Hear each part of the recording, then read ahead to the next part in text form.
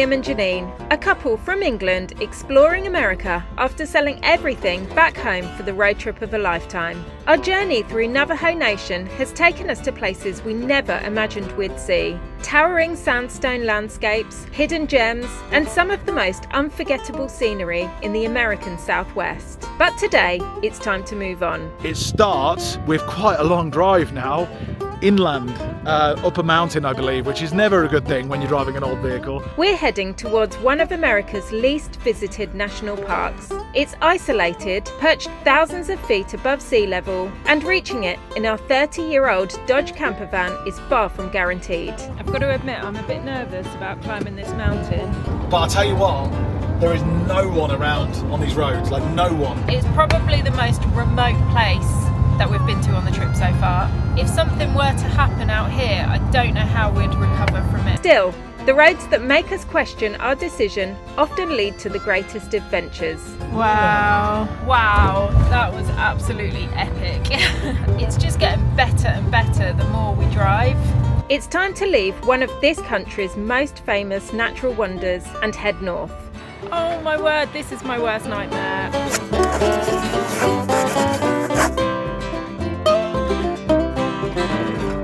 Good morning and welcome back to the channel from somewhere very, very close to the Utah border on Navajo reservation land, and quite possibly the most insane park up camp we've ever had. For one very, very specific reason. This. We actually camped here overnight. You can camp here. This is the closest, I believe, to the actual Monument Valley incredible huge rock sculptures carved by nature, God, the universe, whatever you want to say, and you can camp right in front of them. Like, we left all of our curtains open last night and just so we could see them all the time. And obviously as well, like when you stay here, because you're in the desert, you usually get quite a lot of sunshine, which means at night time you get the sunset. And this morning, everybody came out to come down here to get the sunrise as well. And you know what, like, as far as special places are concerned, this is, this is up there for me. Just because I think they're so big, they're giants. We're stood in front of so many, 4 main ones really, natural giants. And they've provided the backdrop for us for the last sort of 24 hours, and it's just been magical. I would stay here for so much longer. This is the sort of place where if you're an artist, you come and write songs, paint pictures, or write books, that sort of thing. It's so inspiring. So please, if you do end up coming to Monument Valley, remember the View campsite. It costs about $55 for your RV. It's like there's no electric hookup, so it's boondocking only, dry camping only. It's just amazing.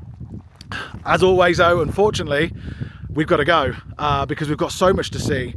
This could be, the last few weeks we've been doing this cluster of national parks in Utah, Arizona, a bit of California, all that sort of stuff.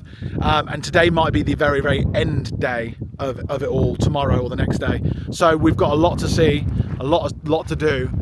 It's going to be quite a journey, and it starts with quite a long drive now, inland, up a mountain I believe, which is never a good thing when you're driving an old vehicle. So we're just going to hope. We've always had a bit of a hiccup every time that we've done long journeys into mountains areas. Steep elevation, steep climbs can cause the van to overheat or get close to overheating. But I've learned how she behaves, and I've learned how to drive her properly. And if I can take what I've learned and not forget it and just go up steadily, then we shouldn't overheat and we should be okay. But you never know what's around the corner, and it's the national parks, and they cost money to get in and tickets, and they've got visitor centre. But once you're in the national parks, you're on your own. Your van could break down, you could get stranded somewhere, and you could get lost quite easily because there's just so much vast land for you to explore. Anyway, right, enough of me waffling. We're off to the next big national park, one that I've never heard of before actually coming. So it's a 3.5 hour drive, so let's go and give it a go. It's a windy one today. I've got to admit, I'm a bit nervous about climbing this mountain, but the van hasn't failed us yet, so it should be okay. Fingers crossed. When Billy comes round, you better run for cover, or he's gonna keep you up all night. He's gonna take you out and get you lit and call your brother. You're in a playhouse and a fight. So, So off we head to Capitol Reef National Park, a place which is renowned to be one of the most isolated national parks in the United States. But honestly, you would actually think it's the drive there that is the peak of the trip itself, because the scenery is mind-blowingly stunning. With Liam saying more than once to me, "Why have we never seen this place before? Why have we never heard of this place before?" The drive has taken us an hour and a half already, and the van seems to be doing well on the long, steady climbs. Liam has had lots of practice now, so we feel way more confident than when we first entered these national parks. And it's just as well, because you seriously do not want to be breaking down out here. Firstly, there's no phone signal, and secondly, even if you could call someone, we doubt they would even be able to get to you quickly out here. It's hot, it's remote, it's unforgiving, but with apocalyptic, otherworldly beauty. Liam's right. Why is no one talking about this place? So it took about 40 minutes in total to climb to get up to the top here, and now we're actually in complete dark red territory. Complete dark red territory. It's beautiful, so dramatic and stunning. But I'll tell you what, there is no one around on these roads, like no one. There's no petrol stations, there's no nothing. We've driven, what, like an hour and a half since the last petrol station? Yeah. Like no warnings or anything. So if you're coming up this way to Capitol Reef from Monument Valley, take care. I have no idea what's going on, but it's kind of a little bit unnerving, a little bit. There is no one around. No bugger about. No bugger about. Look at that, we've got the roads to ourselves. It's kind of like your own drive. Yeah, theatre. Here's something that most people don't think about until it's too late. Almost all of the public Wi-Fi networks that people use when we're out, ourselves included obviously, we do all of our sort of editing and uploading and stuff, and we seem to be in a lot of coffee shops and cafes and stuff, and public spaces, but almost all of those connections are completely unsecure. We just don't notice because nothing's gone wrong yet. It's not paranoia, it's just how open networks work. And everyone else who's on that Wi-Fi technically are on the same network as you. Most of the time nothing happens, but that's not the same as it never happening. And that is the whole reason why Proton VPN exists. Proton VPN is a virtual private network. It just runs in the background of your devices, and it encrypts your internet connection, giving you that extra level of security when you're on public Wi-Fi. It's also got an ad and tracker blocker as well. Proton are based in Switzerland, which has some of the strictest privacy laws around. And what we love, other than the fact that it helps you also connect to streaming services whilst you're traveling abroad, is the fact that it doesn't really slow anything down. It runs in the background and you hardly even know it's there, with its VPN accelerator keeping speeds nice and high. If you travel or using public Wi-Fi like ever at all, like most people do, then it's definitely worth having. Just go to protonvpn.com/THD right now to get an incredible 70% off discount for all of our followers. You can also head to the link in the description and the pinned comment as well. And there's also a 30-day money-back guarantee. And thank you to Proton for partnering with us on this whole series. Oh my flipping. Wow. Look at that. That See is this something side? else. Yeah. That is the Colorado River. The good old Colorado. Wow, that was absolutely epic. The whole of this drive has been epic. Like, it's just getting better and better the more we drive. It makes me feel a little like a small fish in a big pond, because the scenery is just so vast, and we haven't seen a petrol station either. So it makes you feel like you're in really remote area. It's probably the most remote place that we've been to on the trip so far, and it's quite scary. If something were to happen out here, I don't know how we'd recover from it, because I don't even know if services would come out here and rescue you. I don't know. It's just so like we're not seeing any people. We're so remote right now. Wow, what a spot for lunch. Look at what I'm looking at now. Wow. That is so nice.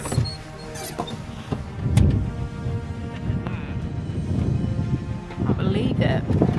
Need to have a break. Been driving for like 2 hours or something, but longer. But you know when you're trying to work out where should we stop to have a break? Here maybe? Yeah, that'll do. Yeah, that'll do. Flipping heck. Oh my word. This is a 4x4 paradise here. Boondocking 4x4 paradise. I've never ever been anywhere more remote, anywhere more scary with how vast and wild it is, and anywhere more flipping beautiful than this. This is like a dream. It's not reality, it's a dream. I've only ever seen things like this in dreams.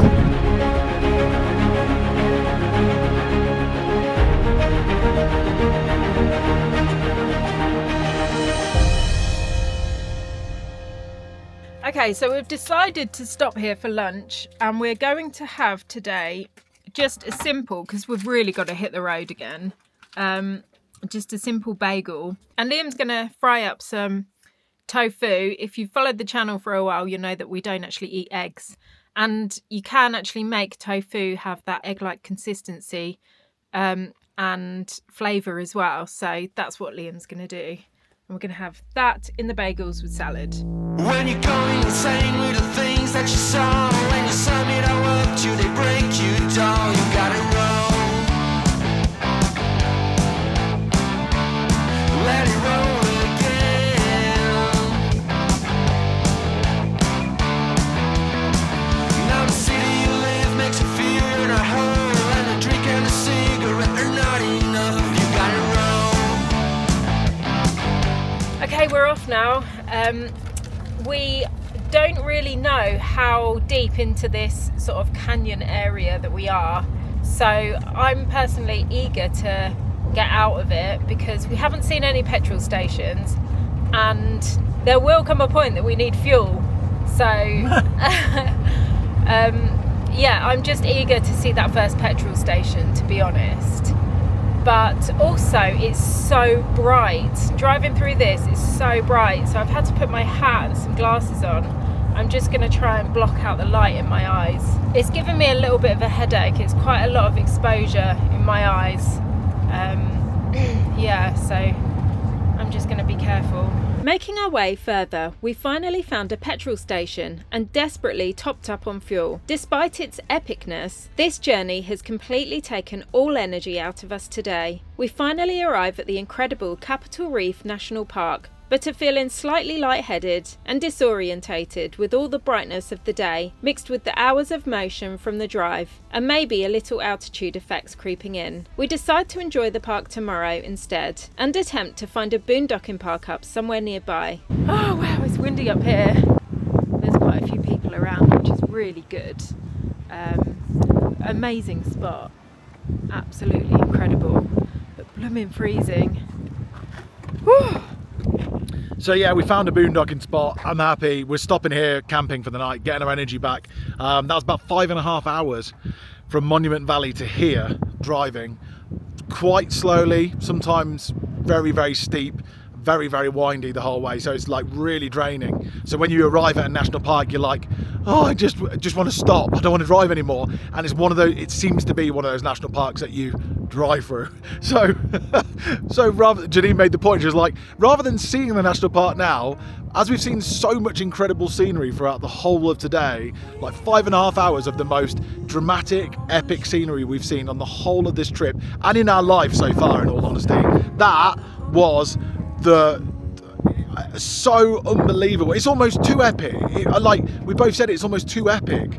We're joining, I don't know, 25 other vans out here, all sleeping under the stars tonight. Happy days. Oh, I'm getting an early night. We chilled out with a can of soda water and half a movie, looking forward to seeing what this place has in store for us tomorrow. Search like eternal. Hemisphere was so long gone. Didn't mean to make you wait that long. Hold tight. When I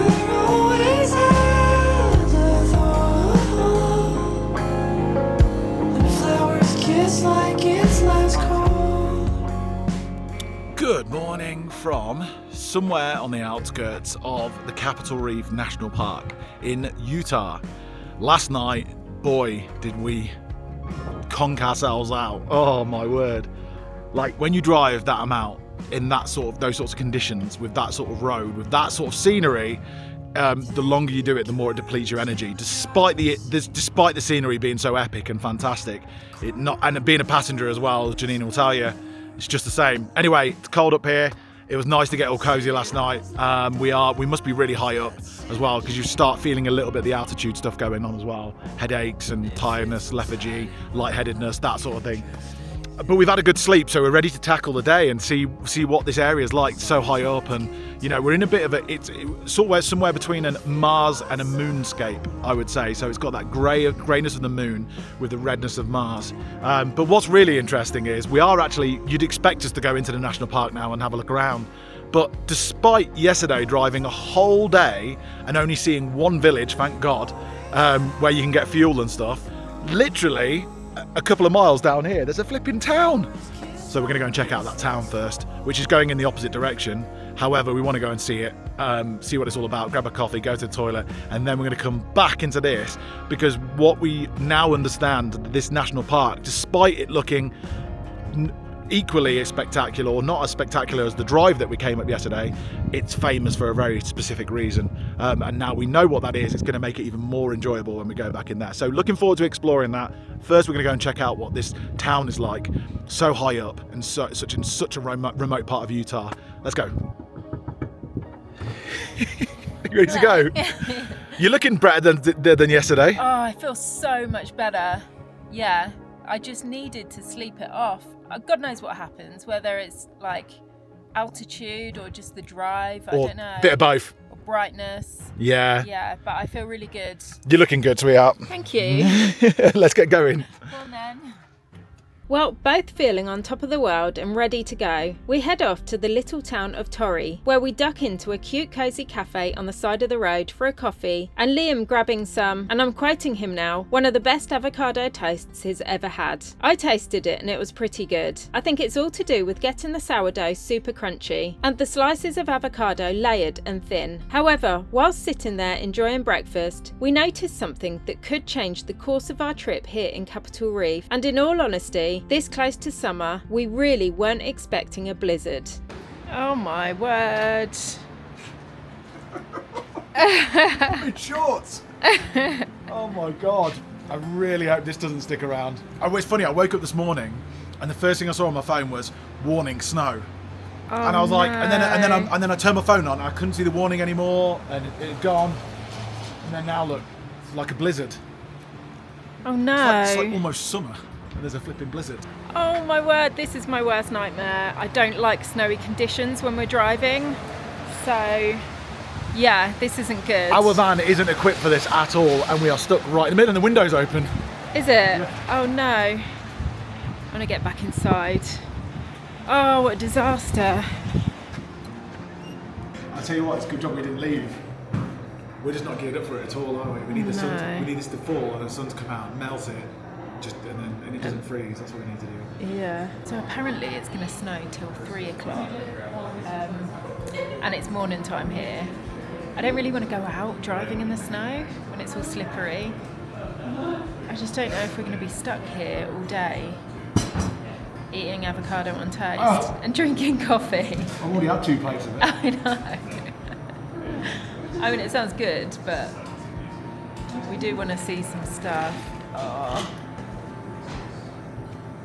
It's not standing at the moment. No. Yes, the snow has stopped, so we're making a run for it. I'm going to try and get some stuff done before it starts again and hope that the roads aren't slippy. But it is absolutely freezing now. Wow. We have a gap in the wintry weather, so we put our foot down and head back to Capitol Reef National Park, hoping we can see some stuff before it snows again. Capitol Reef is named as such due to early settlers thinking that the natural structures reminded them of the US Capitol building, and the reef part in a way to describe the dangerous rocky barriers. Essentially, Capitol Reef is a 100-mile giant wrinkle in the Earth's crust, formed somewhere between 50 and 70 million years ago. What's really interesting is within the national park there is a fruiter region, which is where Mormon pioneers planted loads of fruit trees back in the 1800s. It's so strange to see orchards in a national park still thriving to this day, with apples and peaches, apricots, cherries and plums. But what we're most excited to see was coming up. We park the van and walk over to see what could easily be mistaken as just another cliff face. But looking closely, you can see actual ancient cave carvings from somewhere between 700 and 1300 years ago, still in good condition. What's even more fascinating is what the drawings depict. We joined other excited families seeing these for the first time. The pieces of rock broke off, you can Yeah. see. So there's the bighorn sheep right there at that little point. Oh, yes. Only half of it's there, though. Ah, true. So they all joined together at one point, probably. Yeah, it was probably one Yeah. big long line of pictures. Yeah. This is so flipping cool where we stopped off here. It's one of the main things that we wanted to come and see up here.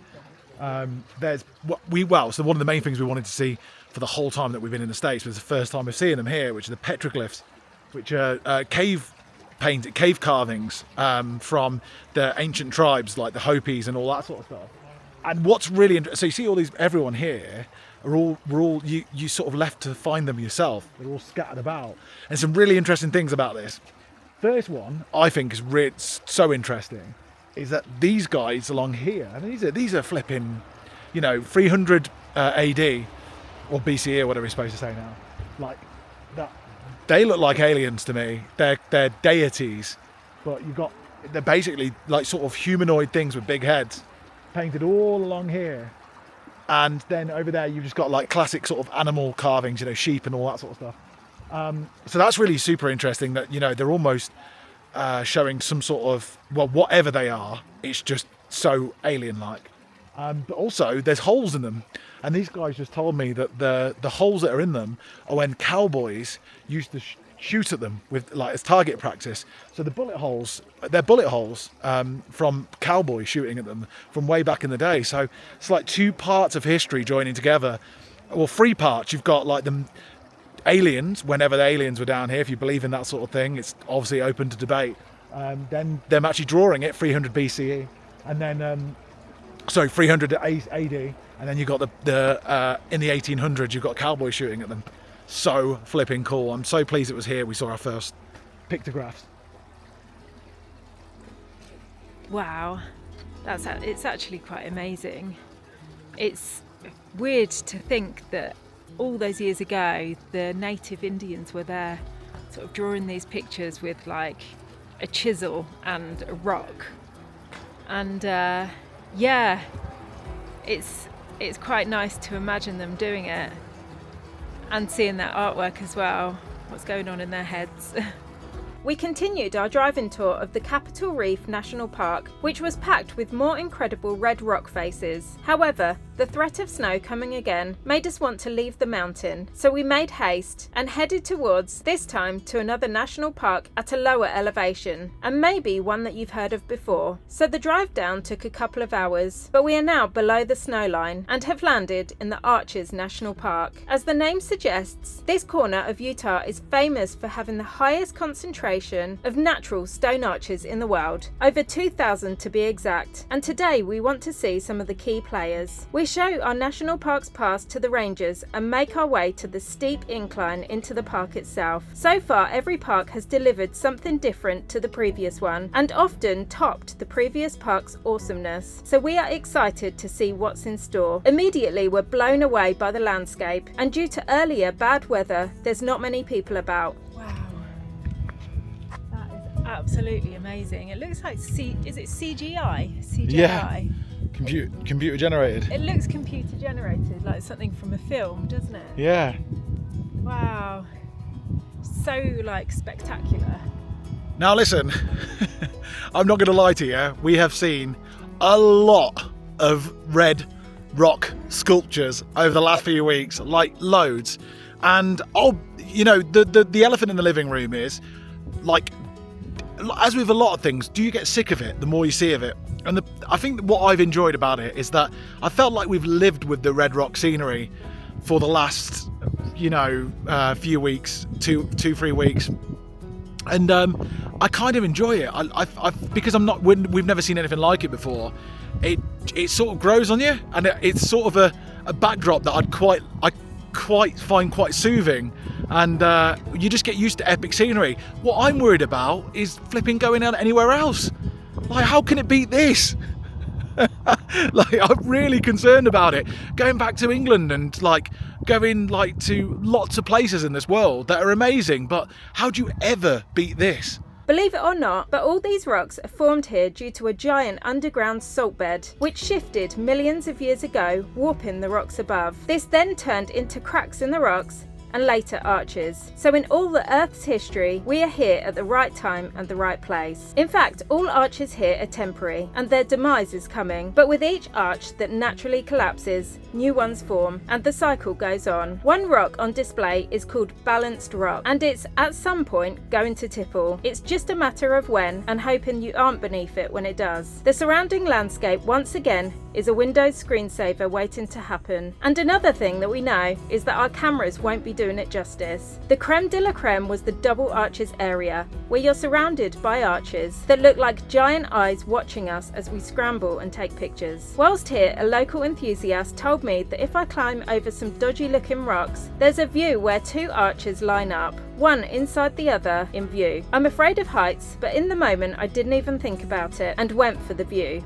Yeah. Tell us the instructions. You have to walk down there, and then there's a little trail beside that tree. You just go up the rocks, and there you go. And what are we looking at? What's going to happen? You're gonna see that arch through this arch. Nice. You ready for it, Janine? You ready for the challenge? Let's do it. Give me a magical moment. Thank you. Cheers, Dustin. Cheers, mate. This is totally unlike me, and Liam stood in shock as I climbed. Liam constantly reminds me how this trip has been good for me and pushing my boundaries even more than I usually do. I personally think it's a magical place, and that magic sometimes gets inside you and makes you do things unexpected. That's quite a mission to go over there, Janine, eh? Is that the way they went? Yeah. Talking of magic, a strange natural phenomenon happens here in the Arches National Park and in much of the desert across the southwest of America. We first noticed it when we saw signs next to the path saying, "Don't step off the trails," which we've seen at many other national parks, including this one. Sometimes there's grass or desert shrubs, sometimes there's just dirt. We first thought it was to stop tourists wandering off the trails and getting lost, or eaten by mountain lions. But it's for something else entirely, and it's just as serious. So many people walk through here and look up at the great arches and spectacles, but real magic is happening right below our feet. At first glance, the desert floor surrounding us is just like dirt, but on closer inspection, a living skin is forming that without it, there would be no mountain lions, snakes or coyotes. The skin is a little darker than the rest of the ground, and it's made up of microbes, mosses, lichens and algae, all coming together to perform a miracle task. During windy days, sand gets blown around, and this living skin pushes further into the earth, leaving behind a microscopic glue, binding the sand together. Without it, the desert surface would blow away, but its job is only half done, as it also manages to harvest nitrogen from the desert air and turn it into something that plants can use to grow. It manufactures fertilizer literally out of thin air and means grasses can grow, wildflowers and shrubs, bringing insects, reptiles, birds, and of course, then the larger animals in the food chain. This is one of the most inhospitable places on planet Earth, yet it's teeming with life, all because of this living biological skin that, if someone was to tread on it, would take 10 to 20 years to rejuvenate and form again. It makes us realise how fragile our ecosystems are, but if we give them space, they can literally bring life in the harshest of environments. So whilst the arches were simply outstanding, we have been even more blown away by what we couldn't see today. It's a funny old world, and we are glad to be part of it. Thanks for watching, subscribing and liking the video. We promise we will see you soon for more adventures in North America. We have, let's hold on tight. Found what we're looking for in life. Call us crazy, but they right. With you and I, the future is bright.